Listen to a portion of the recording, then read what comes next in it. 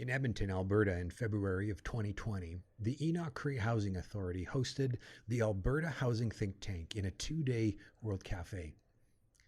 Representation from all over Canada came together to participate, to engage more deeply and more effectively as a group, to nurture more collaboration between agencies and become an incubator for ideas, so as to uncover the actions that makes the difference in facing and dealing with our housing issues.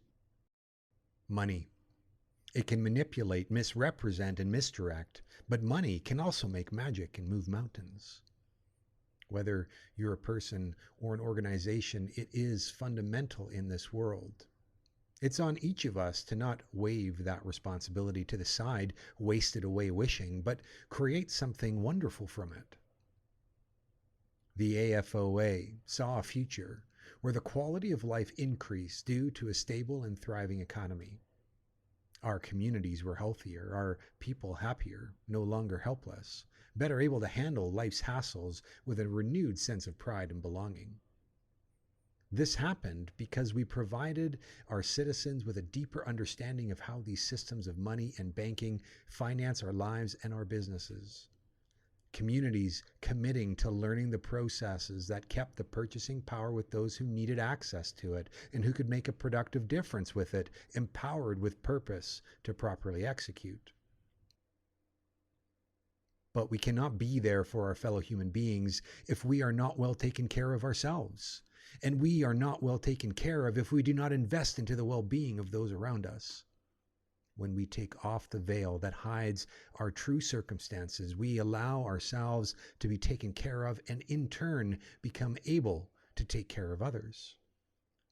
The COPH saw a future where our communities were healthier and in the right headspace to be more engaged together. Our connections to each other were stronger, lingered longer, and went deeper. We were more capable and more collaborative. We were experiencing growth and sharing our knowledge, knowing it was key to continuing on the legacies of our lessons learned as a community. This happened because we were no longer afraid to share our secrets, that we make more progress planting and sharing our seeds of the seasons together than we could ever on our own. The rising tide lifts all boats, but only if our people are able to weather the storms together. The easy road is to work through short-term results and easy wins.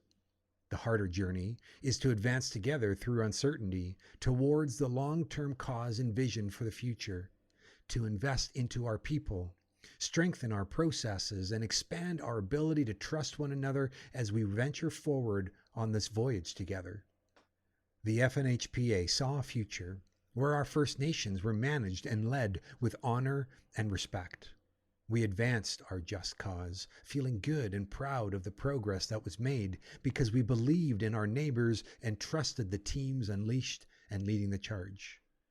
Our communities felt safe, healthy, and connected, continually learning, growing, and improving, seeing more options for our collective advancement and opportunity to contribute, no longer discouraged in our roles because they're making a difference.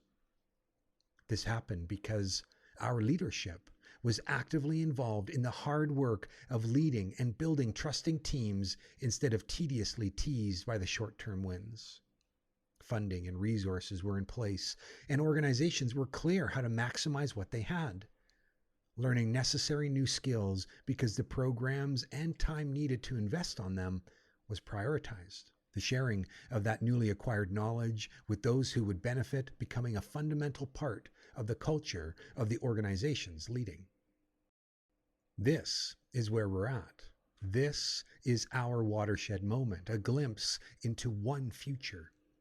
And we've only just begun, and we need to mobilize. Like any structure intended to weather the elements and stand the test of time, our foundations must be strong and ready to support what's needed to have this future realized. But it can only happen with the right people. People who are ready to try leading and doing things differently. People who are willing to be part of something bigger than themselves, who might feel scared of that prospect but say yes anyways. The enablers and those who bring the light of progress and possibility into the dark spaces of uncertainty. Our biggest lessons come from pain and tragedy. What we do with those lessons is what makes the difference and what actually drives change. We must bring it all and break down the rules that do not work in the current system we operate within. So we invite you to join into the conversation for what's next, to participate, engage, and build better First Nation communities together.